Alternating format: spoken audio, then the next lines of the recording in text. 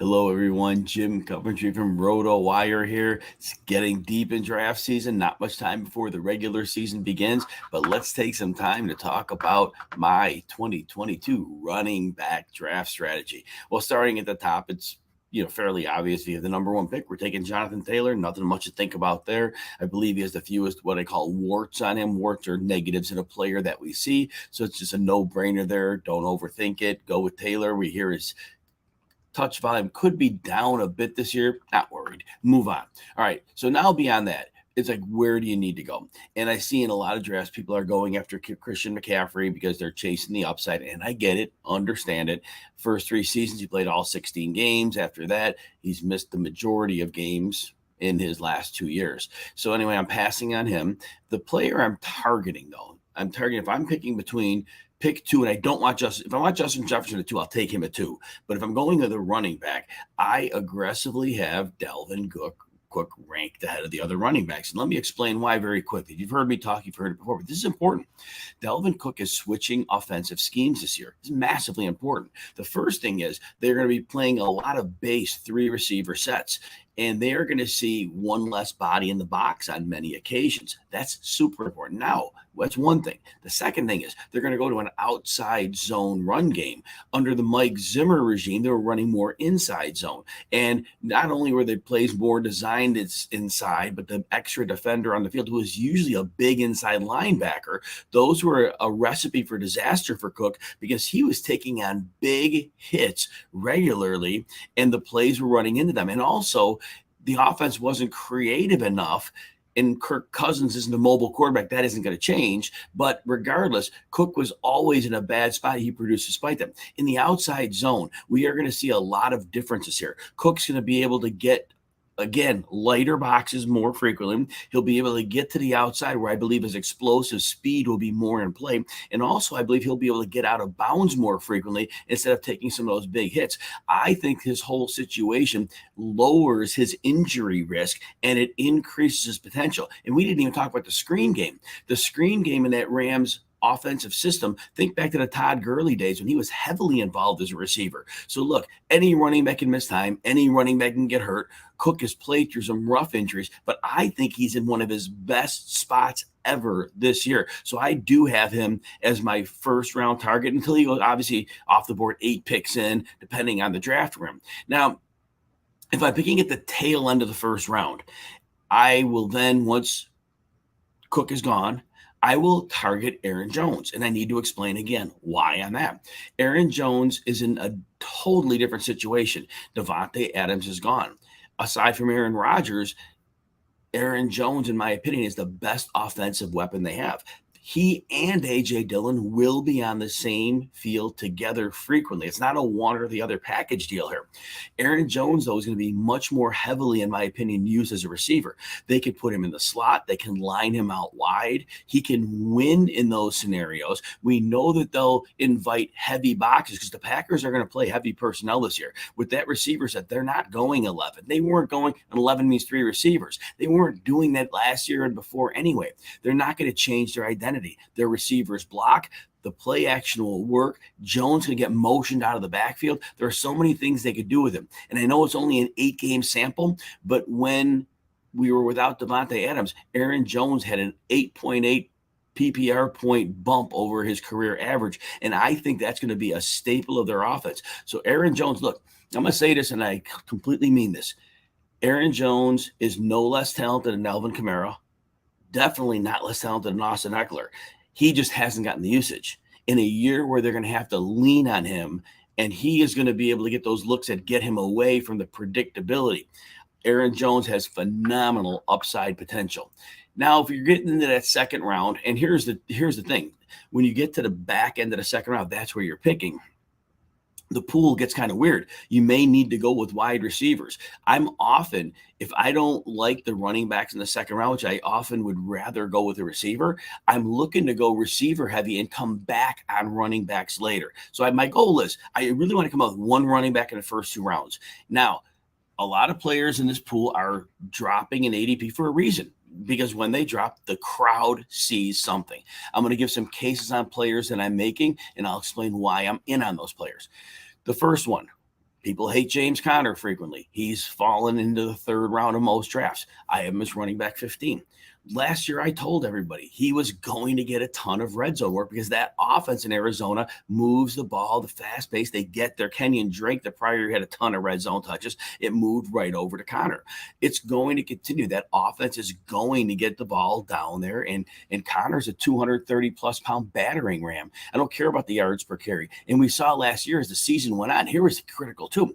James Conner, once Chase Edmonds got hurt, he was being used heavily as a receiver. If we just take his second half receiving numbers, he was out putting up very, very strong numbers in that category, matching with most of the other running backs. So Conner, to me, is in great shape. And here's another deal. We said this earlier in the offseason. He in Pittsburgh, when he was there, similar to my Dalvin Cook argument a few moments ago, in Pittsburgh, he was facing more standard fronts. He was running inside more often. He was taking brutal, punishing hits. In Arizona, they're spreading it out with at least 3 receivers. And when DeAndre Hopkins comes back, they were working back on the air raid offense in their preseason. After those 6 games, they finally have the people. They can actually run that. They've never been able to run it well because they didn't have players. But now you got DeAndre Hopkins, Marquise Brown, Rondale Moore apparently is ready to be used well. And so now we can get a configuration, and even Zach Ertz could be part of that for all we know, right? Well, now we've got a possibility they could run air raid. And if they run air raid, they may be seeing 5-man boxes at times. And if they see that, James Conner at 230-plus pounds is going to crush. But even before them, he again taking lesser hits because those bigger linebackers aren't on the field. So that's why I love James Conner. He's missed 2 or 3 games in 4 of his 5 seasons in the league. He's not this injury-prone guy we talked about. He had the 1 year he missed 6 games. But outside of that, running backs miss time. Now, another running back that people are down on lately is Cam Akers. Look, Cam Akers didn't look good when he came back way too fast from that Achilles injury last year. And what we're going to see with Cam Akers is that, he will have that extra recovery time. And I love the preseason talk, that one comment that fantasy managers latch onto and run with. It was that, well, Darrell Henderson is running with the ones. Yes, he was running with the ones. It's preseason. But every other comment Sean McVay makes about Henderson is about Henderson's durability. Man, we can't keep him on the field. We got to manage his work. Nothing's changed there. They're still going to manage his work. Darrell Henderson is fragile, and Sean Payton has said that 20 different ways. But the one comment, he's running with the ones, and everybody's afraid of Cam Akers. With Allen Robinson added to Cooper Kupp, not that it wasn't a good scenario for Akers to start, but this is even better. Just remember the end of that 2020 season when Akers was lighting it up down the stretch, over 20 touches a game. He was putting up over 100 yards on average per game. He is an excellent running back going at a great steal. If he's your RB2, yeah, I'm excited about that. And thanks, Jasper. I see a question. Any questions I'll take a little bit later at the end. Now, and we were in those rounds. We're getting, so we've got, Conner maybe the 3rd, Akers maybe the 4th. You want to dip to the 5th. The buzz on Elijah Mitchell keeps being terrible. I got to explain this to you. If you haven't heard it before, you need to see why Mitchell is a steal. Jimmy Garoppolo is the reason. Last year, Garoppolo was the quarterback. In the Shanahan offense, the quarterback, in terms of as a runner, had no respect. So defenses, when they thought the run was coming, they could be on their toes going forward, the linebackers. And when Mitchell would run, he would frequently get pounded. With Trey Lance, that whole equation is over because Lance is an explosive runner, and we understand that the backside linebacker has to be on his heels and freeze because of the worry that if Lance tucks the ball, runs the other way, they have to deal with him. And now also those runs where Mitchell was getting 5 and 7 yards, now because of that hesitation on the defense and that Shanahan scheme, we are going to see those runs 10, 12, 14 yards. Mitchell runs that system to perfection, and Shanahan gushed about him last year, and it is still there. So now what we're going to look at from Eli Mitchell is this scenario now where the players on defense are going to have to be much more passive. He is going to take that to the bank. I think part of his injury problem last year was that he was taking those big hits because defenses were loaded up to stop him. And as we go further now, let's go in maybe to the 7th round. Chase Edmonds is a running back you could target. Look, I get it. He wasn't great in terms of fantasy production, but he can catch the ball. and he'll get rushing attempts. He's the only running back they're really paying in Miami. They pay him like $3.3 million roughly for 2 years. All the other running backs, 1 year commitment, and Sony Michel was already let go. Raheem Mostert doesn't have more than 137 carries on his resume in any season. He's 30 years old, coming off of an injury. And here's what I love about the Dolphins offense. We've got the speed, Tyreek Hill, Jalen Waddle.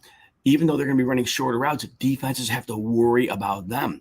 Edmonds is going to be gold in the passing game, and because of that speed and a bit of an improved offensive line, Miami did address it. They won't be bottom of the barrel. They could be close to average this year.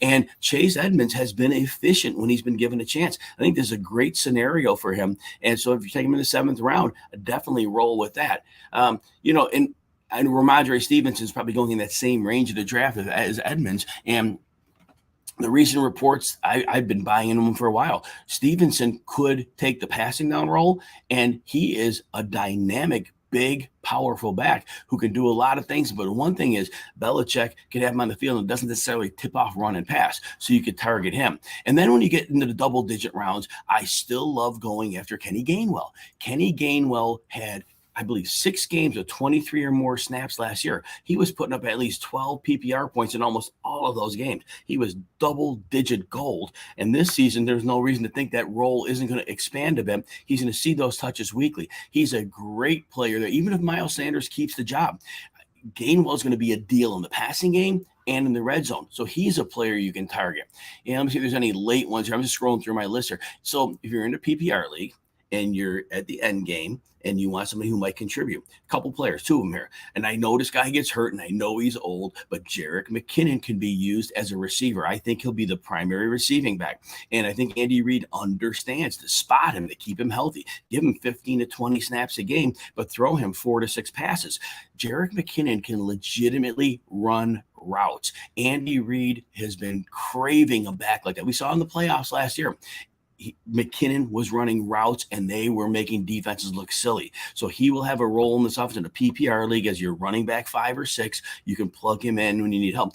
Amir Abdullah is a bit of a long shot late in drafts too, but the buzz was that he could take on that James White role in Josh McDaniels' offense that's now in Las Vegas. They need a receiving back. Amir Abdullah is a good receiving back. Brandon Bolden doesn't bother me. He's a special teamer who can contribute, but Abdullah brings them something even better. So those are some running backs I'm definitely targeting. And don't forget also, if you're looking to get a direct backup, it's Ty Davis Price has got a lot of preseason buzz, but Jeff Wilson was playing hurt last year, and Kyle Shanahan made it a point to say that he was playing with heart and courage last year. Jeff Wilson was, but Jeff Wilson knows that system. He's been successful in it. He's a number 2 right now, and he's somebody you can look at. So those are some players I'm definitely targeting. And one more late one, Dante Foreman, because we saw him and Chuba Hubbard splitting reps early in the preseason. I think a lot of people felt that, well, it's a split behind McCaffrey. Dante Foreman looked really, really good last year, and Chuba Hubbard did not. He was very inefficient with his opportunities. So if you're betting on McCaffrey missing time or having change of pace work given up so they can keep him fresh for the year, then I think super late in your draft, Dante Foreman makes some real sense. All right, let me take some questions here, but that's my draft strategy on running backs. The Arizona offense is going to be wide open. Connor, have plenty of daylight. Totally agree with you. Not silent majority. Jasper, you like Akers, 100% on that one. And then where would I recommend taking Connor? You know what? If you're picking in the early 3rd, you usually can get him. If you're picking so that your draft pick isn't until the late 3rd, you've got to take him with your 2nd round pick. If you're picking late 2nd, he won't be there when you come to pick at the next turn. So I measure this out because, like I said, so 24, about 30 picks into a draft is where Connor goes, roughly 30. So you want to make sure that if you're not picking and the gap opens up, you need to get him before pick 30. All right, Chris, how do you do a 12-man? Oh, man, going over a roster. I'll put one into the end. 10-team. Half-point PPR, 9 spot. We're taking Andrews at round turn if Kelsey's taken. So I want to point out one thing about Mark Andrews. Mark Andrews is a beautiful player, done great in his career. If we look at last year's numbers, we have a bit of an issue because if you look at his numbers just with Lamar Jackson, he was a 1,000-yard tight end, which we love that. Great. But if you look at his numbers when Tyler Huntley was in there, now we're looking at the 1,300-yard receiver. When Tyler Huntley was in there, he couldn't read defenses, had to get the ball out quickly. Mark Andrews saw a colossal uptick in targets and production. It was all short area, but he was catching touchdowns when they got down in the red zone as well. So understand, Andrews is a fine pick. I'm still higher on Kyle Pitts because remember, Marcus Mariota, when he was with the Titans, he couldn't throw to his outside receivers. Corey Davis couldn't do much. But remember Delaney Walker. Delaney Walker went off for a couple of years running there. So I do believe Marcus Mariota can make great use of Kyle Pitts. Kyle Pitts is the real deal, elite talent. Good luck stopping him, and the quarterback who can get the ball to tight ends. So that's where I'm going. But again, if you want to go with Mark Andrews, it's hard to argue it because he's a very productive, very good player. He has a very, very high floor. Randy, all right, my running back stash is in non or half PPR. I kind of went through them in the list, Randy. Rewind this from the beginning and watch it up there. I think I kind of went through those for the most part. Most of the running backs that I'm targeting this year, super late. Treston Ebner, if one of the Bears running backs gets hurt, good receiver, but really not targeting him. Most leagues, I don't need that many running backs. This not so silent majority, early third, your target. You're perfect on that. Your draft is Thursday. Not sure your draft spot. Okay. 12 and 13 spots. Yeah, you're hoping to get Aaron Jones at the end of that first round. And then I'm coming back with like one of my top receivers, CD Lamb, if he falls. I've had that Kings Classic. I got that. Picked 13 and a 14. Started Aaron Jones, CD Lamb. I was super happy with that. I think you come back and if you watch this video from the beginning, get some of those running back second, third, fourth round ones. I'm sorry, third, fourth, fifth round ones. There's 3 of them that I identified. Go for one of them, but I don't want to go 2 running backs there. I want to go running back receiver because you can get a great receiver early and really stabilize the team, and you still can address your running back needs. And then Randy, my assessment of Pierce. So look, I think Pierce looks good. Pierce looks like he's gonna be a good running back. My concern is this: Houston's going to trail. They're a bad defense. And so a lead back, that gets me concerned because how many carries is he going to get? Rex Burkhead is going to probably be the receiving back because he's so good in pass pro. He's reliable. And I think he's going to take away a lot of the big value that Pierce is. And Pierce's ADP now, he's being drafted as if he's going to be a star runner, which he may be. But I'm very concerned now with the ADP we're paying. I think that we might not get enough touchdowns. I think this offense is going to struggle to score a lot of points. So we got to be concerned about that as well. I mean, he's a good player, but when you're getting him in the double-digit rounds, that's a different ballgame now. 6th round, I bet this weekend he's going in the 4th round somewhere. I can watch for that. So that's where I'm a little bit nervous there. You're welcome, Randy. You're welcome, James.